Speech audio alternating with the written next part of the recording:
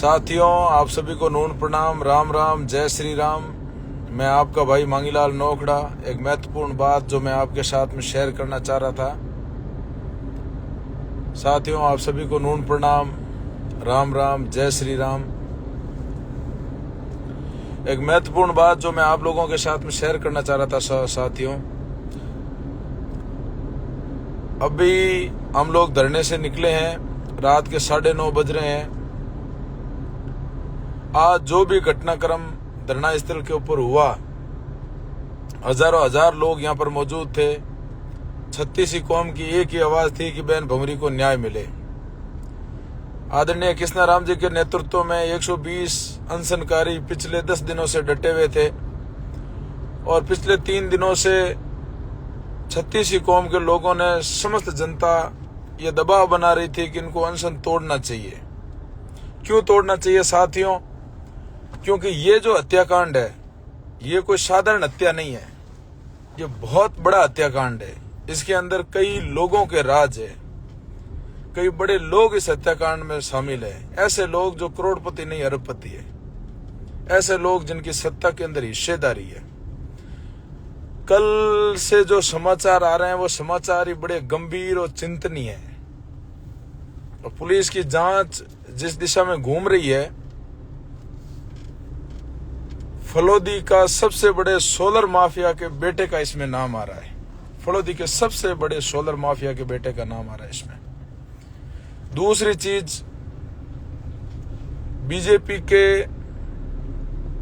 एक बड़े नेता के बेटे का नाम आ रहा है।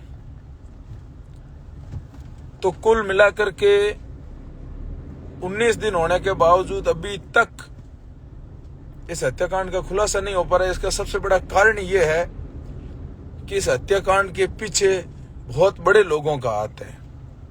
ये सारी चीज उजागर होने से पहले मैं उनका नाम तो अभी नहीं कहना चाहूंगा, लेकिन आप मेरी बात को समझने की कोशिश करें।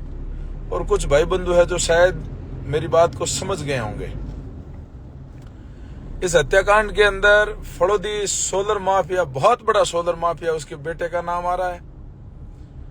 और बीकानेर के एक बड़े नेता के बेटे का नाम आ रहा है। ये बीजेपी सरकार हर कीमत पर चाहती है कि इस बात को दबाया जाए, और वो लोग दबाने में लगे हुए हैं। जनता के दबाव में, अनशनकारियों की तबीयत को देखते हुए सब लोगों ने निर्णय लिया कि लड़ाई लंबी लड़नी पड़ेगी। और इस तरीके से आप लोग अपनी जान को हथेली पर रखकर अपनी जान को निश्चवर करके नहीं रख सकते। इसलिए सब लोगों ने समझा बुझा करके किसी भी तरीके से आदरणीय कृष्णाराम जी का और उनके साथ में अनशन पर बैठे 120 लोगों का अनशन तोड़वाया। लेकिन मैं आप लोगों को यह कहना चाहता हूं कि सिर्फ अनशन टूटा है, सिर्फ भूख हड़ताल टूटी है, धरना अब भी चालू है। हम लोग अभी आए हैं वहां से, अभी भी हम रास्ते में चल रहे हैं। धरना अब भी चालू है साथियों। कल सुबह 10 बजे दुगने जोश, दुगने जुनून और दुगने उत्साह के साथ हम लोग फिर आएंगे। और मेरा 36 कौम के लोगों से, मेरे साथियों से जो मेरे लाइव से जुड़े हुए हैं, उन लोगों से विशेष निवेदन है कि आप इस लाइव को आगे ज्यादा से ज्यादा संख्या में आगे शेयर करना। कल सुबह 10 बजे मैं उम्मीद करता हूं कि मेरे इस मारवाड़ के हर घर से एक एक आदमी इस धरने को मजबूत करने के लिए, बहन भंवरी देवी को न्याय दिलाने के लिए जरूर आए। क्योंकि अब हमारे पास में सिर्फ और सिर्फ एक ही रास्ता है जिसके माध्यम से हम लोग इस लड़ाई को जीत सकते हैं, और वो लड़ाई है लोगों के सिर गिनाने की।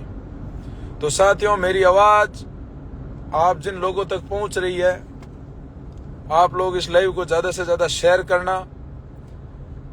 इस हत्याकांड के अंदर बड़े रसूख वाले लोगों का हाथ है, उन लोगों का हाथ है जो सोलर के बहुत बड़े माफिया है, उन लोगों का हाथ है जो सरकार के अंदर बहुत बड़ा कद रखते हैं। 19 दिन होने के बावजूद भी अभी तक इस हत्याकांड का पर्दाफाश नहीं हुआ है। लड़ाई बहुत लंबी है और अपने को लड़नी पड़ेगी।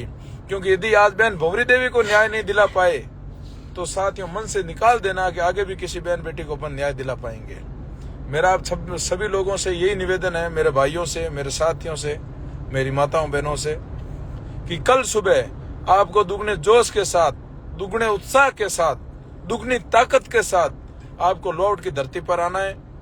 कल बैठ करके संगठित रह करके निर्णय करेंगे, क्योंकि अब आगे जो भी होना है वो उग्र प्रदर्शन ही करेंगे। शांति की जो बात थी वो इस अनशन के साथ ही पूरी होगी, और अब जो कल बात होगी वो बात उग्र होगी। आप सभी लोगों से निवेदन है कि आप सुबह कल 10 बजे ज्यादा से ज्यादा संख्या में इस आंदोलन को मजबूत आवाज देने के लिए, बहन भंवरी को न्याय दिलाने के लिए ज्यादा से ज्यादा संख्या में लौट की धरती पर पहुंचे।